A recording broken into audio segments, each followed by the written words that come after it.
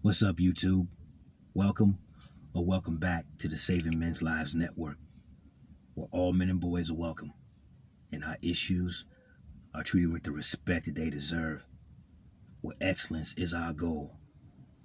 A place to remind you that you are loved, that you do have intrinsic value, and to suggest that you do yourself no harm.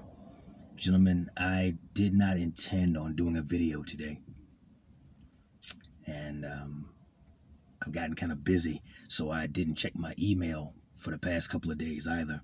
So I pulled off to the side of the road to check my emails, and one of them just broke my heart, I'll be honest. And it's one of two different cautionary tales that I want to tell today. One very recently in the past couple of days, and one from a couple of years back. A cautionary tale that, gentlemen, we have to be very careful who we allow to have access to our sacred seed, because not every woman whose vagina can carry a child to full term is a worthy mother. And I'll start off with the story from a couple of days ago. Happened in New Orleans, Louisiana, here in the United States, for those of you guys watching from overseas. The headline reads, New Orleans mother accused of stabbing her two children was in the midst of a custody battle, court records show.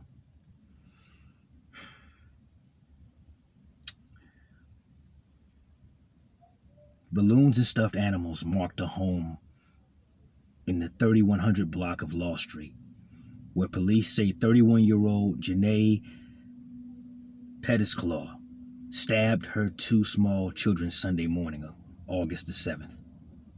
Her 3-year-old daughter, identified as Paris Roberts, died from her injuries. Her 2-year-old son, identified by family members as Jason Roberts, remains in critical condition.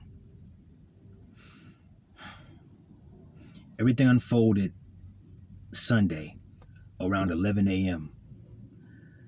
Pastor Johnny R.V., a friend of the family, had just finished his sermon at the Law Street Missionary Community Baptist Church about 50 yards from Pettisclaw's house. Quote, I was hurt, it was sad, and I was confused. As a minister, we get confused too. I was confused about what happened and why it happened, Pastor R.V. said. End of quote. In the surveillance video obtained by Fox 8, a man described as a neighbor as the children's father is seen arriving in a white pickup truck and running towards the house. Minutes later, the same man is seen rushing back to the truck with a toddler in his arms. The older sibling followed behind, stumbling and falling to the sidewalk before getting up to run again. Police say that 3-year-old girl died at the hospital.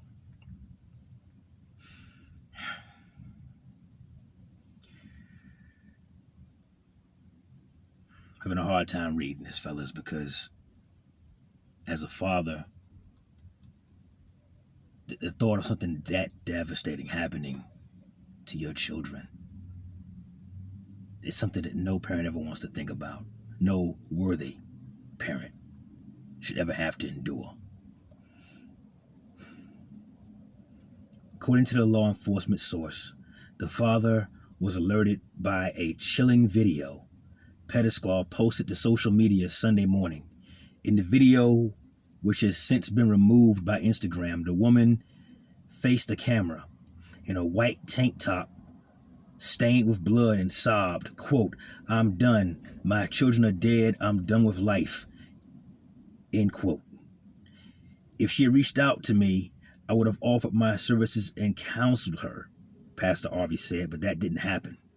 Court records show Pettisclaw and the children's father, Jermaine Roberts, were locked in a custody battle.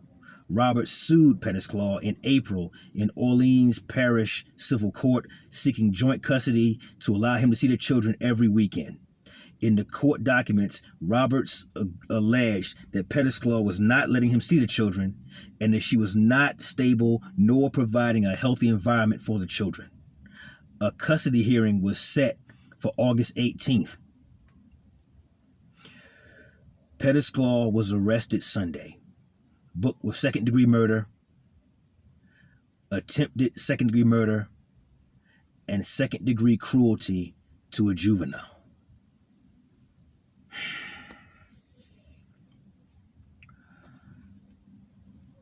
That ends the article.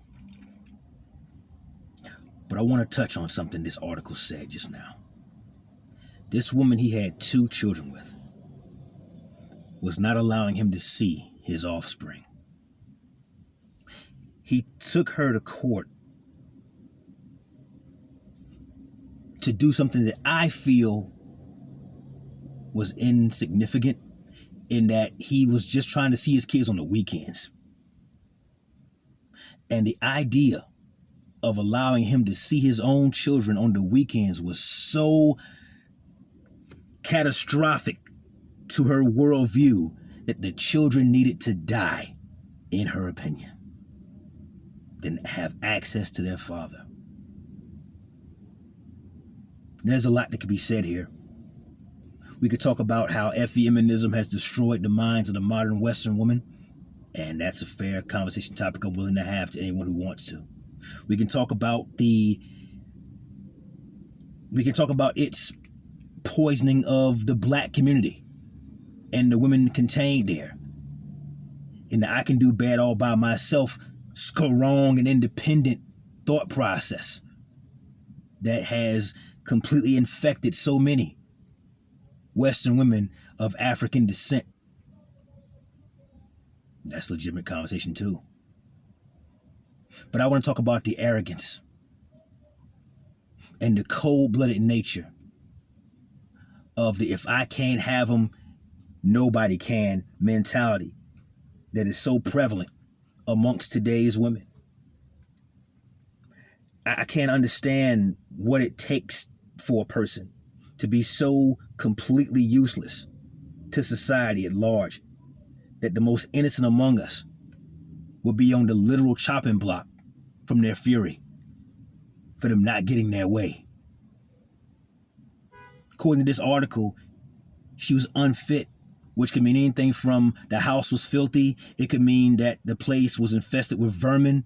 It could mean the place was covered in cockroaches. It could mean the kids never had anything to eat. It could mean the kids never had clean clothes to wear or clothes that fit them, what have you. Now, New Orleans, for those of you who live outside the country, is in a fairly warm region of the United States. It's on the Gulf of Mexico coast, and the weather down there is very near to Florida. The weather stays fairly nice year round, so I don't see the kids walking around in shorts in the snow, obviously, but a father who's trying to be a part of his kid's life, who's fighting with the weapons available to us, and we don't have very many, to try to get more time with his children, because without him, there would be no them. And the mother saw fit to say, I will execute them before you interact with them. Gentlemen, we have to do better. You have to vet these women. Find out what their family history is. Is there a family history of mental health issues? Is there a family history of schizophrenia, bipolar personality disorder? Because this also falls deeply under things like narcissistic personality disorder. If I can't have them, nobody can. This is terrifying. And these little kids, these innocent souls, I can only imagine that little girl's last thoughts. When the mother, I'm sure she thought, loved her unconditionally and was a paragon of safety and protection, walked into that bedroom with a knife in her hand and began laying into her. I can imagine her saying, Mommy, what are you doing? Mommy, please stop. You're hurting me. Stop, Mommy, please. The little boy, who, and we discussed this yesterday, is inside of all of us to want to protect women, to want to protect children. It's a part of who we are. It's a part of what we are. You can't teach it to little boys. It's already in there. He probably heard his sister's screams for help, ran to help, and caught his work too. He's now sitting in critical condition. Thankfully, they have this maniac in custody. And I hope a judge with some sense is presiding on the bench. Hell, this is an odd perspective from me, but I hope it's an all grandmother jury. That's right. Now, as an American citizen, she has a right to a trial by a jury of her peers. Fantastic. I want 12 grandmothers to sit in that jury box if the world ran by my rules. Pray for the father, fellas. Those of you who believe in prayer. Pray for the families in that community for the horror they've had to endure this past weekend. Pray for the little boy who's still in critical condition, that he pulls through and that he can somehow, some way get a semblance of regular life back after having endured this horror and the things he's seen that he can't unsee. Which brings me back to my original promise to you guys of 2 stories. Now, this one comes from way back in May of 2018, but it's just as prevalent. Title: Father of little boy killed by ex-Playboy model in a murder-suicide hotel jump speaks out. The lawyer for Charles Nicolai says the father is devastated after his 7-year-old son was killed by his estranged wife in a murder-suicide on Friday. The father of a slain 7-year-old is distraught over the loss of his son, who was killed in a murder-suicide when his mother, a former Playboy centerfold, jumped with the boy from a New York City hotel on Friday. An attorney for Charles Nicolai, a New York-based chiropractor, says the man is grieving the deaths of his son and his estranged wife, Stephanie Nicolai, formerly Stephanie Adams, despite the pair's contentious custody battle in the months before the deaths.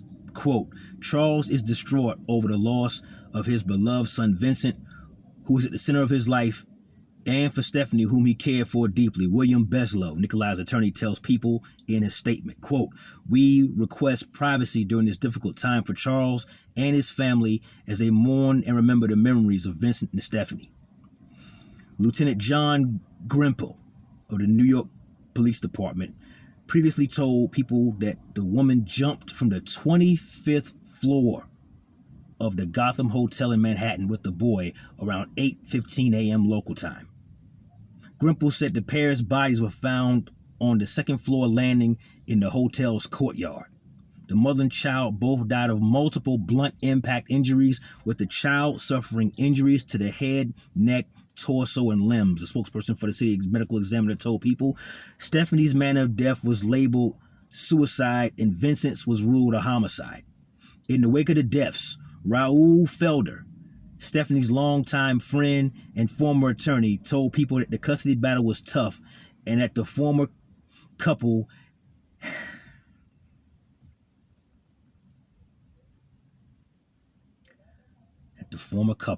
had to meet at the police station to exchange custody of Vincent. Quote, he was an adorable child, Felder said of the boy. He used to run down the halls here. Very bright, beautiful child. I'm not wrapping my head around this. I never saw her unhappy. Her whole life was wrapped up in the child. Sources say Stephanie wanted to take the boy to Europe to visit or live with her new boyfriend. A judge allegedly told Stephanie she would not be able to take the boy outside of the country without the court's permission.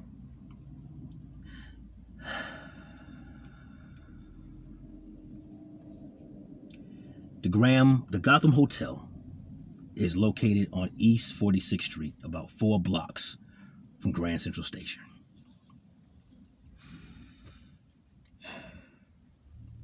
Here we go again, fellas. A woman who effectively took her clothes off scored a very high value guy. a New York chiropractor. The Gotham Hotel is not the Holiday Inn Express. This is a very exclusive location, and you need big money to make a residence there. This woman wanted to go out of the country with this little boy because she'd already monkey branched to a new victim. When the courts wouldn't allow her to leave the country with their son, she decided the best way to get back at her former husband was to throw her son out of a window and then jump behind him.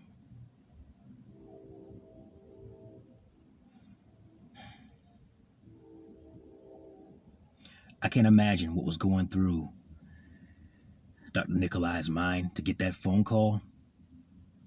I can't imagine what went through his heart when he had to identify the body.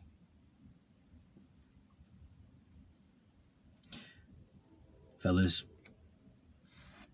we owe it to ourselves to be very careful who we involve ourselves with, especially intimately. We have to be very careful who we allow to incubate our sacred seed. Because it's obvious these two women, and there are plenty more just like them, saw those kids as their kids, their property, like a pair of socks or a comb or a brush, to be discarded at a moment's notice when they became inconvenient or they weren't getting their way. That the father, the hell with the father. Rah, rah, girl power. Never mind the devastation they'd leave in their wake. We gotta be careful, fellas. Please be careful. Condoms are inexpensive for those of you guys who lack the willpower to go your own way. For those of you guys who don't have the willpower, who don't have the self-control to go monk mode.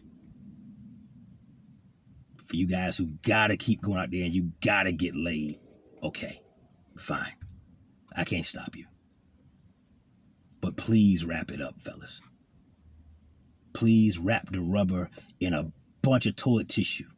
Stick it in your jeans pocket and take it with you when you leave wherever it is you're doing where you do it at. Dispose of it where there's no chance of her getting her hands on it. Because I don't want the next story anywhere close to this involving one of you guys. You don't deserve it.